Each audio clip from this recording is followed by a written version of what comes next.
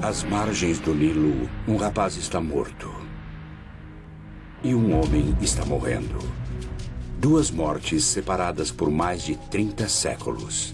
E ainda assim agorentamente ligadas. O rapaz, um faraó egípcio, sepultado com uma fortuna incalculável. O homem, um nobre inglês, no ímpeto de encontrá-lo.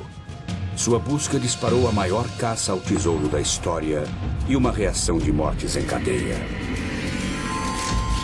Um a um, aqueles que perturbavam a tumba do faraó pereceram. Até hoje, as casualidades crescem. A ciência segue um assassino esquivo de 3.000 anos de idade. A maldição de Tutancâmon.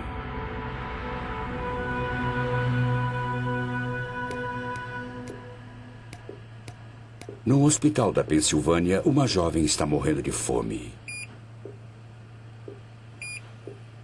A comida de que ela precisa é oxigênio. Uma simples tosse transformou-se em colapso. Os médicos estão confusos quanto à causa disso. Sem saber, o marido da paciente tem a primeira pista para sua doença desconcertante. Sua origem está a 9.650 quilômetros de distância, numa terra crivada de antigos mistérios.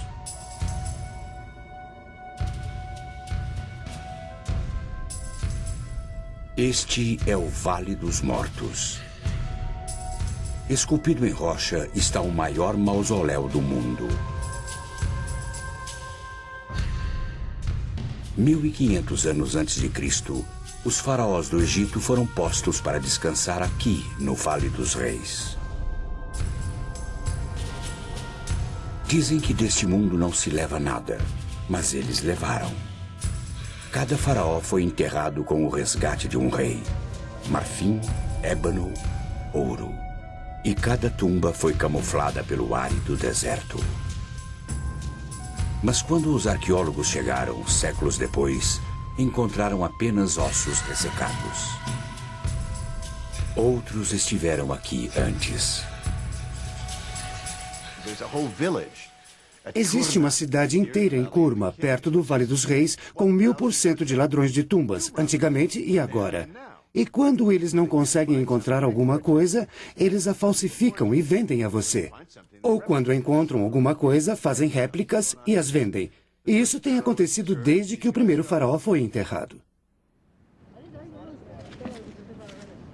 Para os arqueólogos, o Vale dos Reis ainda é o local mais rico da Terra. Ainda assim, uma vez acreditaram que ele não escondia mais surpresas. Certamente não é uma tumba rica de um faraó secundário. Sua infância, assim como sua vida, foram curtas. Aos 9 anos, ele assumiu o trono e recebeu uma esposa. 9 anos depois, ele estava morto. Pouco se sabe a respeito. Deixando apenas o invólucro de sua vida, ele sofreu um destino muito pior do que a morte: o esquecimento. 3.000 anos depois, só um punhado de homens sabia o seu nome: Tutancâmon. Era um igualmente desconhecido arqueólogo chamado Howard Carter. O outro, seu financiador, George Edward Stanhope Molyneux Herbert, o quinto conde de Carnarvon. Pode-se dizer que ele era o Indiana Jones de sua época. Ele estava envolvido em todo tipo de aventuras excitantes, e foi ele quem pilotou um dos primeiros carros de corrida. Ele participou de um rally e teve um acidente terrível sendo lançado para fora do carro. E devido aos seus ferimentos e subsequente má saúde, seus médicos lhe disseram que ele não poderia mais passar o inverno frio e úmido na Inglaterra. Mas naqueles dias, mesmo se você tivesse um resfriado comum e tivesse dinheiro suficiente, o seu médico despacharia você imediatamente para se recuperar no calor seco do Egito. Disso resultou a vinda dele com Carter. E assim começou a grande busca para encontrar a tumba do rei Tut. Um homem comum de poucas posses e um rico lorde eram parceiros improváveis no que os especialistas consideraram ser um tiro no escuro. Foi um tiro no escuro. Era uma época em que não havia detectores de metal e nenhum sonar sofisticado para pesquisar em bolsas ou buracos sob o solo ou areia. Então, foi um tiro no escuro para todos, menos para Howard Carter. Diferente de seus predecessores, Carter metodicamente escavou o Vale dos Reis metro a metro. E encontrou hectares de desapontamento. Logo antes do Natal de 1921, Carnarvon mandou chamar Carter aqui, no castelo Highclere, para dizer a ele que não poderia mais sustentar o que, aparentemente, era um projeto inútil. Carter explicou que faltava pouco a fazer e implorou por mais uma temporada. E Carnarvon concordou, mas deixou absolutamente claro de que esta seria a última temporada.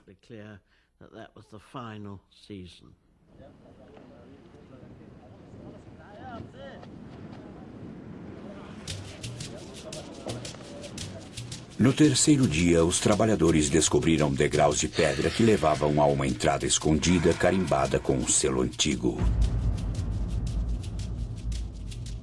Era a marca da realeza. Após 5 anos de más notícias, Carter enviou ao seu sócio um raio de esperança. Carnarvon estava tomando chá com sua filha Evelyn aqui no salão do castelo Highclere, quando receberam um telegrama que dizia: "Acho que descobrimos a entrada de uma tumba magnífica com seu selo ainda intacto. Esperamos sua chegada." Enquanto Carnarvon estava a caminho, algo assustador aconteceu a Carter. Carter vivia sozinho e, para lhe fazer companhia, tinha comprado um canário. E todos tinham ficado muito curiosos sobre esse pássaro amarelo. E disseram: "Esse maravilhoso pássaro amarelo vai nos levar até a tumba." E quando Carter voltou para enviar o telegrama, tendo acabado de encontrar a tumba, seu serviçal saiu correndo, segurando um punhado de penas amarelas e disse: "Meu senhor, ouvi um barulho e quando vi uma naja, estava comendo o canário. Isso é um mau presságio, isso é azar." Os trabalhadores naturalmente associaram o fato à naja, que está presente no ornamento de todo faraó, ser o próprio faraó que teria vindo e comido o sinal da esperança. E que seria uma época péssima para todos. As pessoas iriam passar por coisas terríveis e tudo mais. E Carter disse: "Não seja tolo. Apenas assegure-se de que a naja não esteja mais dentro da casa." No anoitecer do dia 26 de novembro de 1922, os trabalhadores tinham escavado uma segunda entrada que levava ao selo de Tutankhamon. Ela também tinha a marca registrada de ladrões, uma área onde a tumba tinha sido invadida. Parecia que Howard Carter estava 3.000 anos atrasado.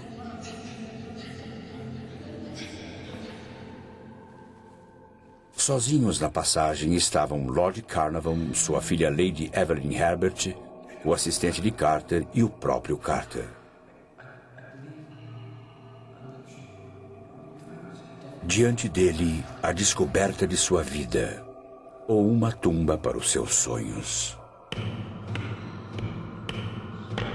Carter prescrutou na escuridão do outro lado.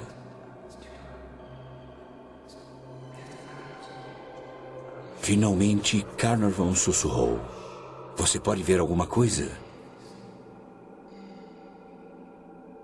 "Sim", Carter respondeu. "Coisas maravilhosas." A sala toda brilhou e tudo o que brilhava era ouro. Carter estava petrificado. Nunca tínhamos sonhado com nada assim. Um museu inteiro, cheio de objetos, alguns dos quais nunca tínhamos visto iguais. Era impressionante. Nunca houve outro faraó encontrado assim, praticamente intacto. As pessoas têm procurado por eles. Dúzias e dúzias de grandes faraós. O povo mais rico, o povo mais poderoso de toda a história, em condições perfeitas. Estamos falando de coisas que você olha agora e não acredita que tem todos esses milhares de anos de idade. É incrível. Não posso pensar em outra escavação tão boa quanto esta. Nem consigo imaginar.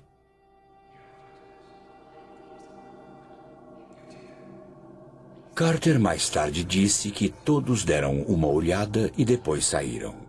Mas as evidências dizem que eles fizeram mais do que só olhar. A licença que Carter e Carnarvon tinham não permitiam que entrasse na tumba sem a presença de uma autoridade em antiguidades de uma organização egípcia. Eles nunca disseram que tinham entrado. Esperaram. Eles olharam lá dentro, viram coisas maravilhosas e enlouqueceram. E selaram o buraco e esperaram 3 dias para o homem do Cairo chegar e ir com eles. O que você teria feito após 10 anos de enormes dificuldades? Eu teria esperado? Não, eu não teria feito isso. E eles fizeram o que você e eu teríamos feito. Eles entraram e passaram a noite toda lá dentro. Lady Evelyn, a menor, liderou o caminho. 3 homens, uma mulher e, em algum lugar, um rapaz morto. Está escuro? Você está lá dentro? A primeira pessoa em 1000 anos a entrar na tumba de uma pessoa que tinha morrido. Deve ter havido um pouco daquela velha sensação, aquela que se tem no lugar mal assombrado. E também existe o fator medo, porque eles estavam lá dentro ilegalmente. Eles eram como ladrões dos tempos antigos. O lugar estava desarrumado por causa dos ladrões, e 2 bandos de ladrões diferentes tinham entrado lá. E existem alguns indícios de que um dos 2 bandos de ladrões foi apanhado. E se eles foram pegos no ato, tiveram as cabeças cortadas e é só.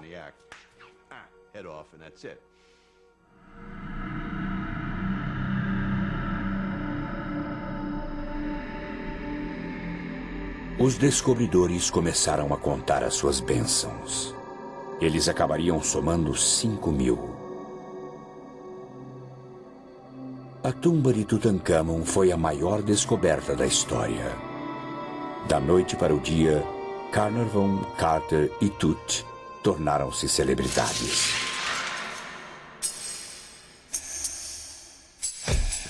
Eles sentiam um triunfo total, vitória total. E tinham rido deles, tinham zombado deles. Todos sussurravam pelos cantos, eles perderam a cabeça, sabe? E ali estava. A tumba de Tutancâmon também entrou para a história como a primeira escavação preservada nas moderníssimas películas cinematográficas. Este pedaço de celuloide preservou os descobridores. Carter, como foi filmado por Carnarvon. Howard Carter era um astro. Acho que a recompensa pessoal para os arqueólogos, que todos podem ver, é a fama. Após uma grande descoberta, é claro, o público, os jornais, a mídia, a TV, todos irão correr atrás de você. No início, os arqueólogos gostam disso. Mas, no final, a fama não é divertida. Acho que a fama é uma maldição. Inebriados pelo sucesso, os descobridores cometeram um erro profético. A tumba de Tutancâmon iria se tornar uma das maiores histórias da história. Mas, para compensar suas despesas, Lord Carnarvon vendeu os direitos exclusivos para um jornal. O jornal foi o London Times. Esse era o jornal dos cavalheiros, era o jornal da nobreza. Ele assinou um acordo com eles, o que lhe causou um infindável pesar. Foi uma coisa idiota de se fazer, mas de qualquer modo ele fez. Carter viveria para lamentar o erro. Carnarvon, não.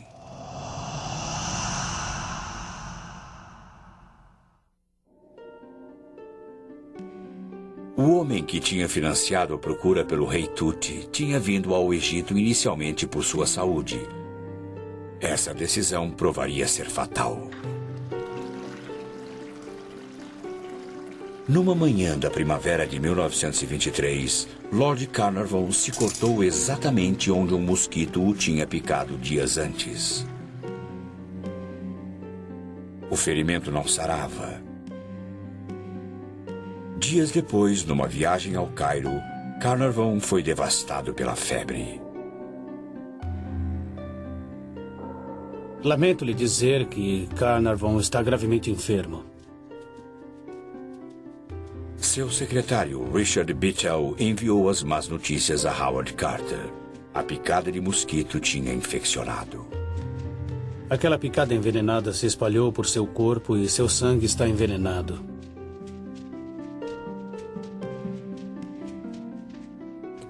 Enquanto a febre se transformava em calafrios, a preocupação de Bittell se transformava em medo. Ele notificou a esposa de Carnarvon na Inglaterra, que imediatamente convocou um especialista e voou para o Cairo. O quadro de Carnarvon era irreversível.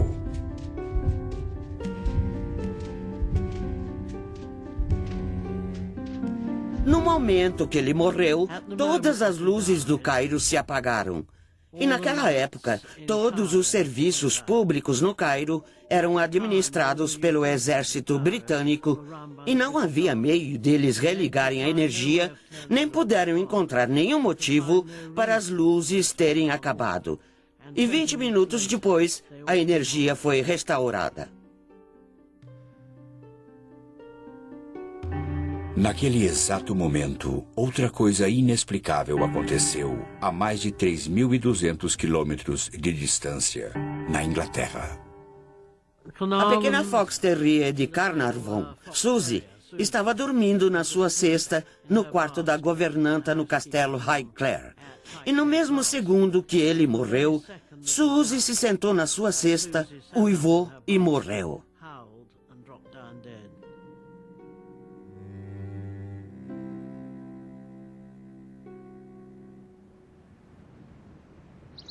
Lady Evelyn enterrou seu pai num morro que dá vista para seu amado Highclere. Ela também pôs sua aventura egípcia para descansar.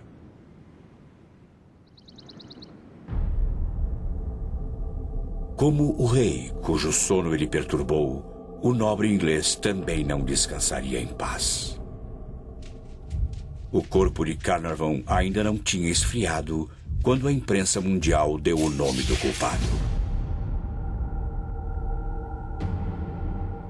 Inscrita na tumba, escreveu um repórter, estava uma maldição que alertava: matarei todos aqueles que cruzarem esta entrada.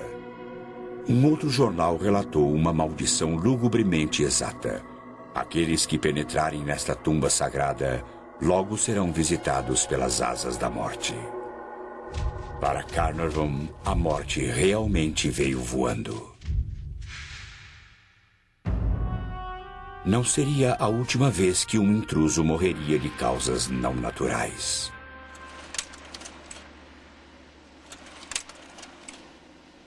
Seria a nossa lua de mel, porque não tivemos uma quando nos casamos.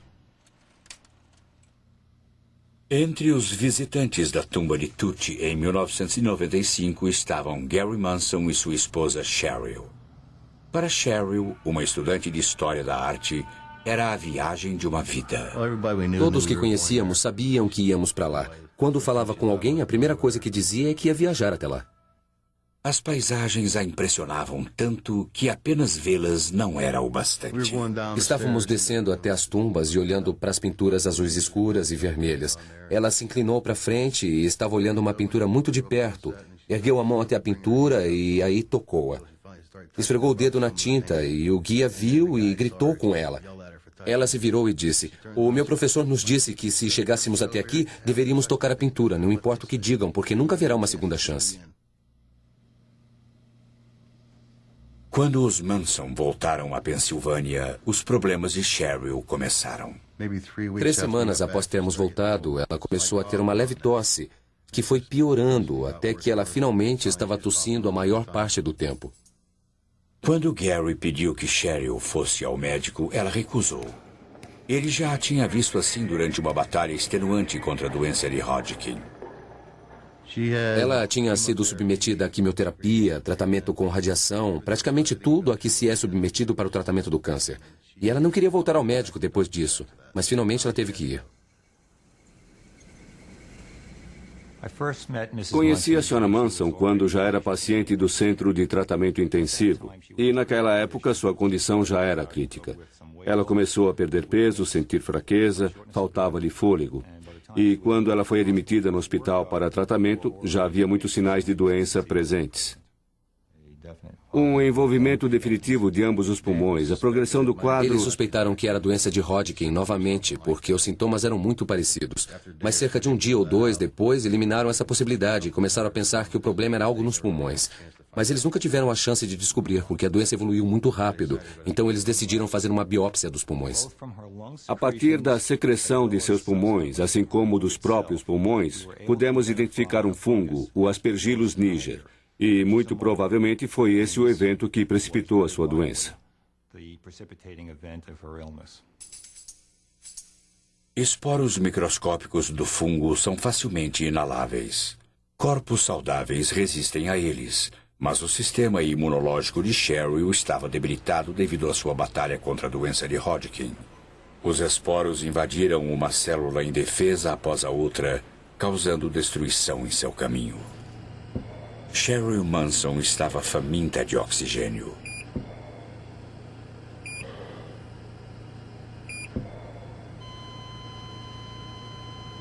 Dez dias após ela ter dado entrada no hospital, seus pulmões falharam.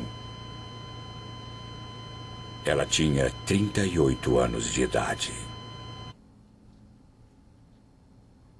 Mas o caso ainda não estava fechado. O mistério era a cena do crime. Onde Cheryl Manson encontrou seu assassino?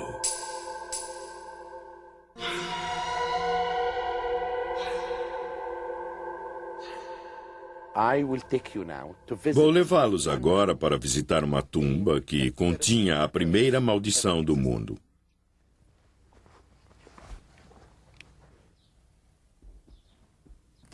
Esta é a tumba de Hesse.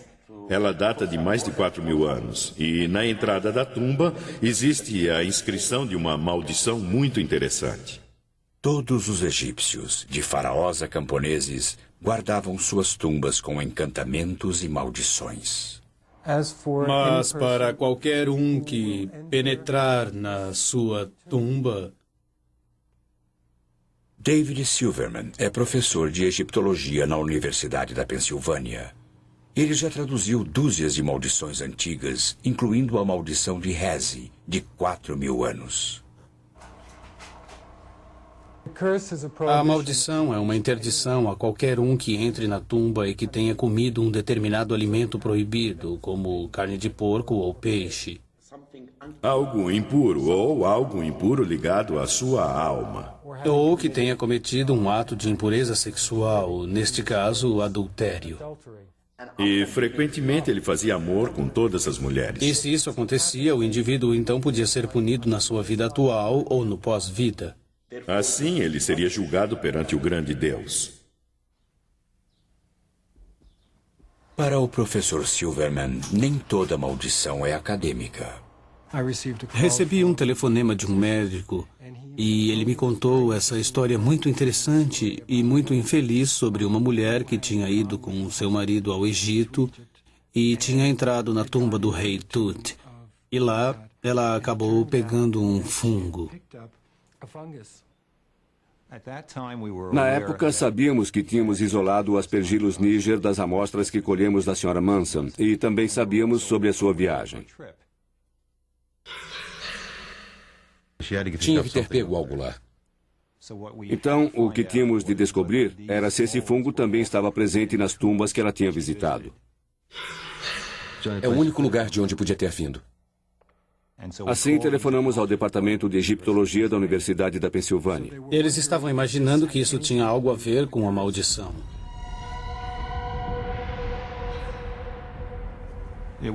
Era muito importante para nós sabermos também se isto já havia sido descrito antes.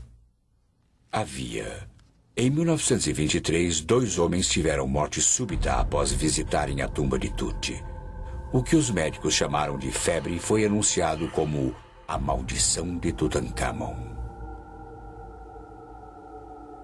Mais 2 mortes súbitas se seguiram. Becky Callender, que ajudou Carter a entrar na tumba, e Arthur Macy, que ajudou a retirar o seu conteúdo. O verdadeiro assassino espreita nas próprias paredes da tumba. Para Howard Carter, parecia tinta descascada, até que ele olhou de perto. As paredes estão cobertas de um afloramento de fungos marrons, os germes originais que provavelmente foram introduzidos pelo gesso ou pela tinta. E os fungos se alimentaram da umidade do gesso após a câmara ter sido lacrada.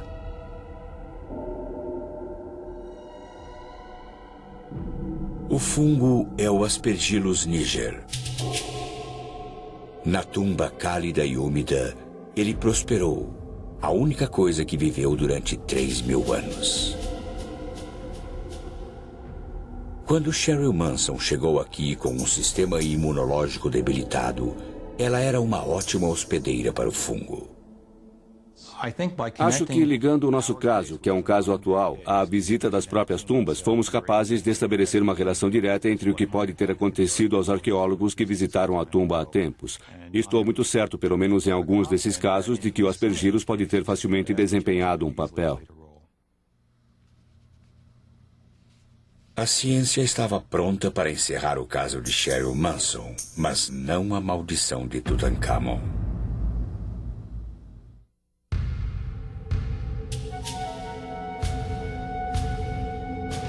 11 de novembro de 1925. No Vale dos Reis do Egito, um rapaz que morreu mais de 1000 anos antes de Cristo está para ressuscitar.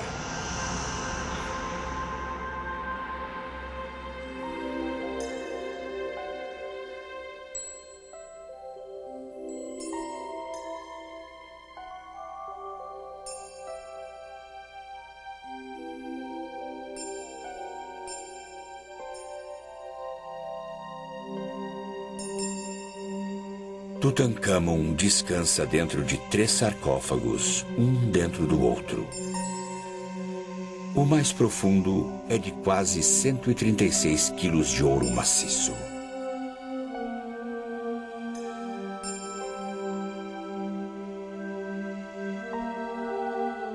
Dentro do sarcófago de ouro encontra-se um objeto ainda mais surpreendente. A própria múmia, adornada com uma surpreendente máscara mortuária do jovem rei.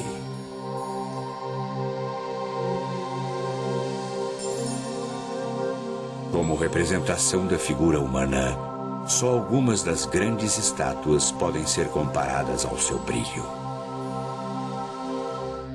Só a máscara de ouro é um dos mais belos objetos de toda a história da humanidade, não só a egípcia.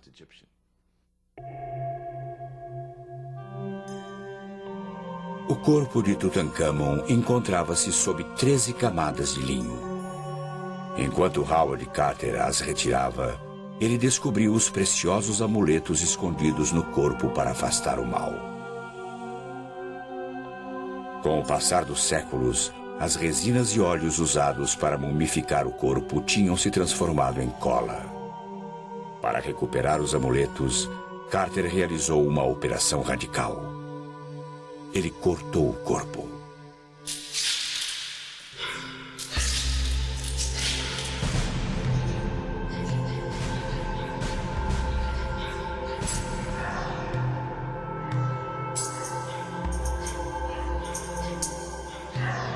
O resultado dessa autópsia foi fatal.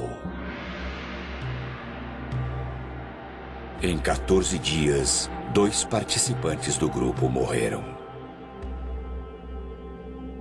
Até 1927, 6 homens tinham morrido devido a uma única causa aparente: a maldição da múmia.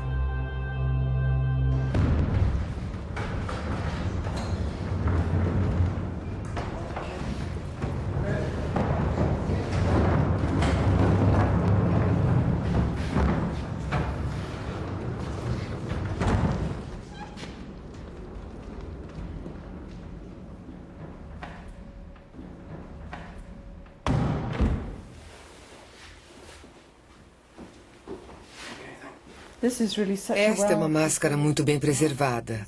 Aqui se pode ver os cílios de cobre em volta dos olhos de pedras preciosas. A doutora Rosalie David é a rainha das múmias.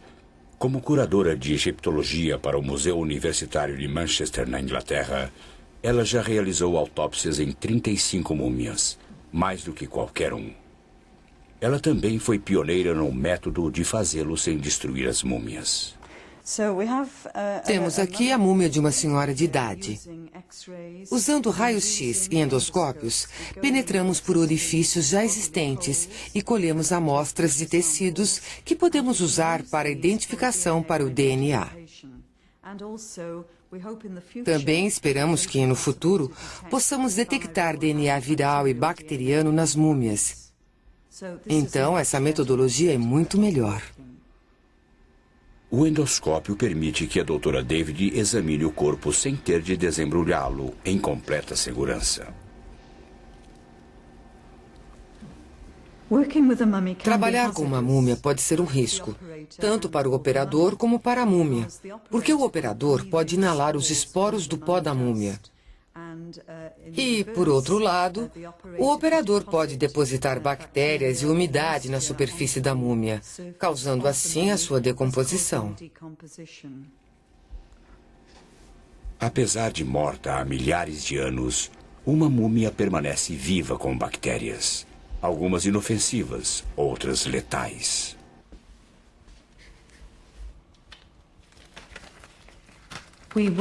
Usamos roupas protetoras quando trabalhamos com as múmias, e isso nos protege contra os esporos de fungos. Rosalie David conhece a verdadeira sorte daqueles que perturbaram os ossos de Tutankhamon. Sua tosca autópsia liberou um assassino invisível. Antigamente, os operadores não usavam nenhuma roupa protetora. Eles simplesmente usavam roupas do dia a dia, então podia haver um intercâmbio de danos entre o operador e a múmia. O pó de uma múmia. Esse era o perigo na tumba de Tutankhamon. Ainda assim, 70 anos atrás, o mundo continuou tomado por um feitiço que alertava sobre a morte alada. A primeira vítima da maldição de Tutankhamon, o abastado Lord Carnarvon, deixou para seus herdeiros uma herança de nervosismo. Após a morte do meu bisavô, obviamente, meu avô herdou Hickler. E o meu avô estava muito preocupado com a maldição do rei Tutankhamon e não permitia que seu nome fosse dito no castelo.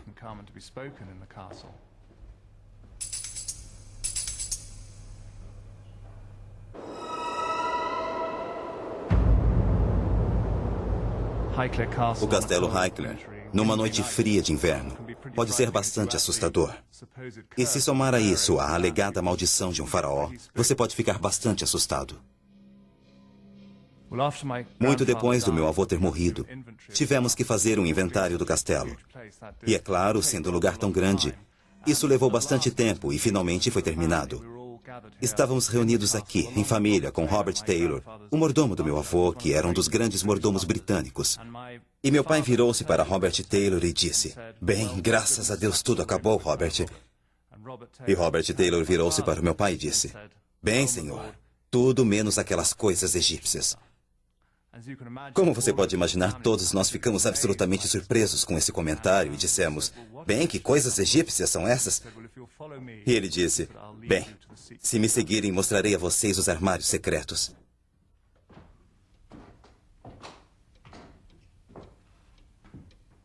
O governo egípcio era meticuloso e sabia a localização de todos os objetos encontrados na tumba de Tutankhamon.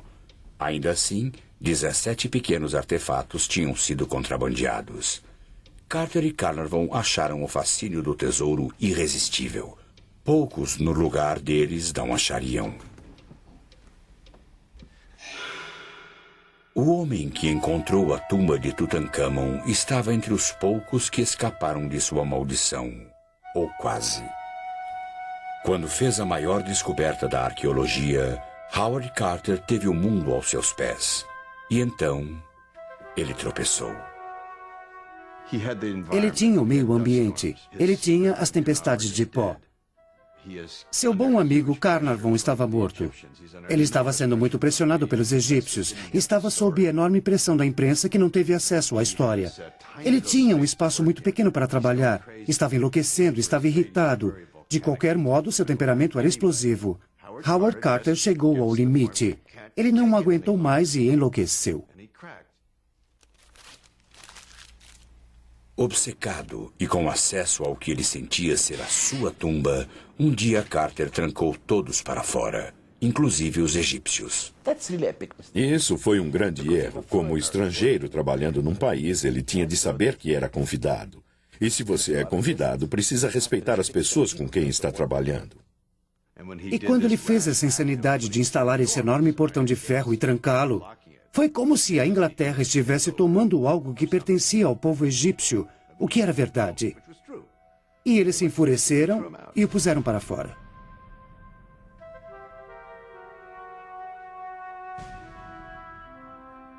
Após um ano de exílio, permitiram que Carter retornasse, mas a um preço terrível.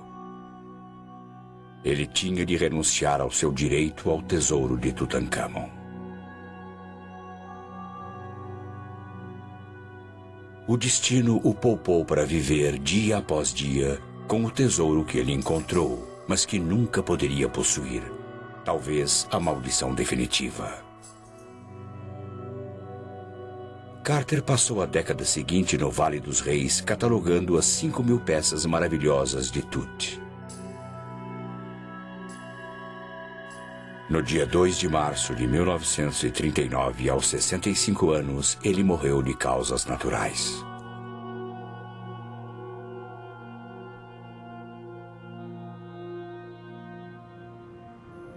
Como a tumba de Tutankhamon, o túmulo de Carter é guardado por asas.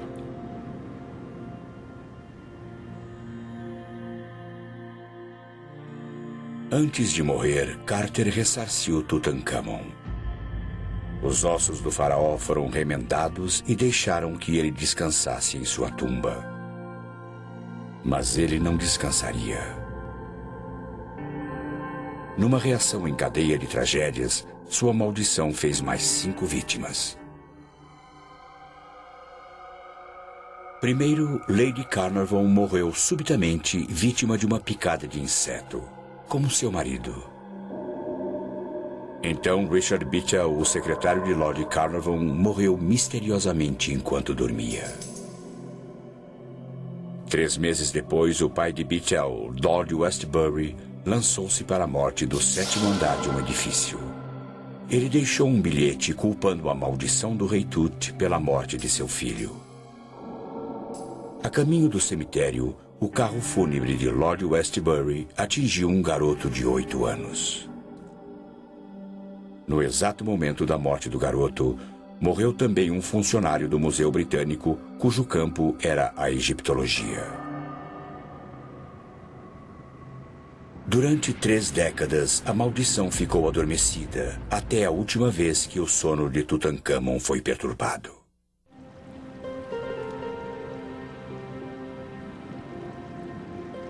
Perto das margens do Nilo, o faraó Tutankhamon foi enterrado com 5.000 peças de valor inestimável. Seus tesouros reais deveriam acompanhá-lo na sua jornada para o pós-vida. Em vez disso, eles fizeram um desvio. Na década de 70, o Egito cedeu a uma exigência popular e enviou muitas das relíquias de Tut numa turnê mundial. O diretor de antiguidades do Egito sonhou que morreria se os tesouros deixassem o país. 3 meses depois, num acidente de carro, ele foi a 25ª vítima da maldição de Tut. No mesmo dia em que a máscara de Tut foi preparada para ser levada a Londres, uma autoridade egípcia que zombou da maldição morreu de ataque cardíaco. Entre os excursionistas, quando o tesouro chegou a Londres, estava Lady Evelyn Herbert, a primeira pessoa a entrar na tumba de Tut. Minha mãe nunca tinha visto o sarcófago principal, porque não tinha chegado àquela câmara em especial antes do pai dela morrer. Na época da exposição londrina, as TVs e rádios telefonavam para minha mãe e diziam: "Fale-nos sobre a maldição." E ela ria e dizia: "Bom, eu estou viva e bem aos 70 anos e não acredito nela."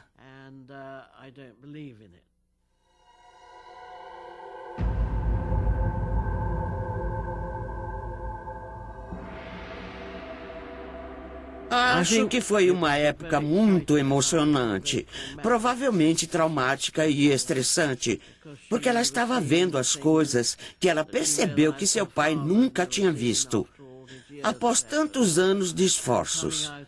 E saindo do museu, provavelmente na sua quinta visita, ela sofreu um grande derrame e ficou paralisada. Mas é claro que isso poderia facilmente ter sido uma coincidência e ter acontecido devido ao estresse e ao trauma.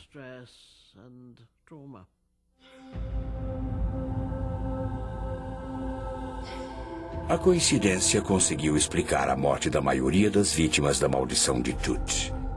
Para explicar as outras, a ciência voltou para dar uma olhada mais de perto. Nenhuma das inscrições da tumba podem ser consideradas uma maldição. Então, o que consideraríamos, ou como egiptólogo, o que eu consideraria uma maldição, não ocorre na tumba do rei Tut. A chamada maldição foi inadvertidamente espalhada por sua primeira vítima. Quando Lord Carnarvon vendeu os direitos exclusivos da tumba de Tut ao London Times, os jornais rivais ficaram ultrajados. Quando Carnarvon morreu, eles se vingaram, publicando sobre os rumores de uma maldição. Até mesmo as ocorrências bizarras quando da morte de Carnarvon podem ser explicadas. Todas as luzes do Cairo se apagaram quando Carnarvon morreu. A energia elétrica sempre acabava no Cairo. E a história decolou. Era o mesmo que acontece hoje, uma ultrajante série de meias-verdades. E algumas verdades e algumas mentiras, algumas inventadas. Foi incrível, foi uma coisa muito forte e ainda é. Quando a tumba de Tutankhamon foi visitada pela realista neta de Carnarvon, até ela pensou duas vezes. Após o meu derrame, me informaram que eu tinha um coração fraco. Eu vi todos aqueles degraus e aquele declive. Até mesmo pessoas jovens subiam os degraus, ofegando. Então achei que a descrição era a melhor coisa e que eu não queria outra manchete. O rei Tut mata novamente.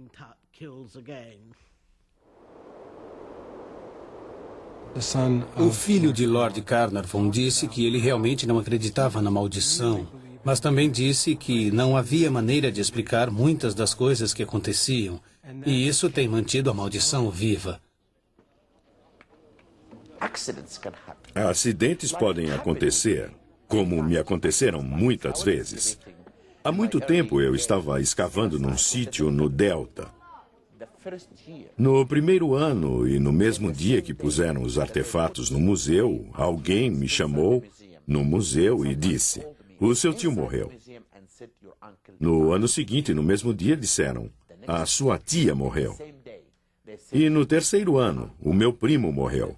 Qualquer um que ouvir isso pensará na maldição.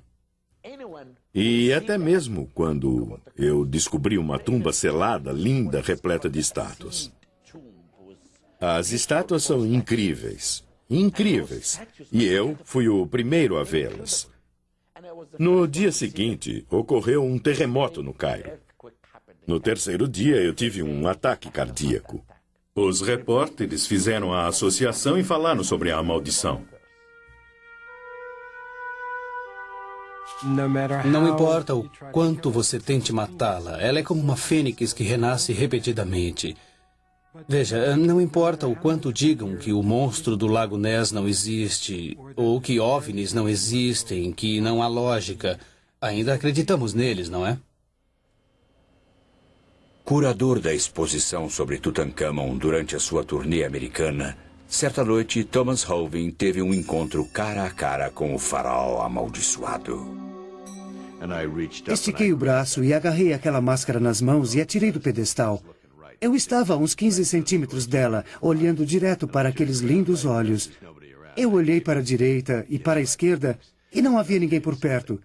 Aí eu dei um beijo enorme naqueles lábios. E vou te dizer uma coisa, a maldição saiu de mim. Fiquei limpo, estou ótimo.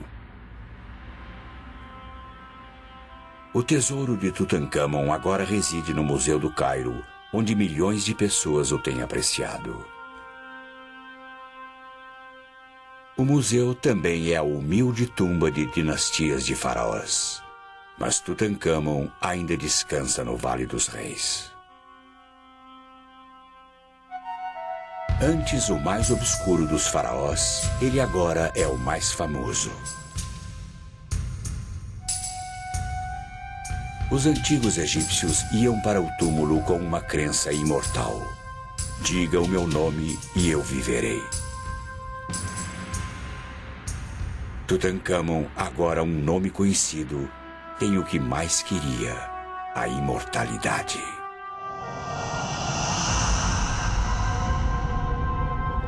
Ele deve a imortalidade aos mesmos homens que perturbaram a sua tumba.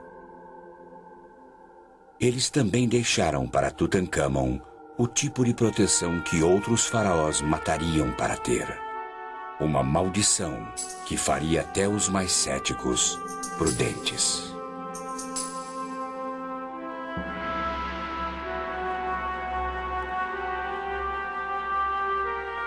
Versão brasileira, Tempo Filmes, São Paulo.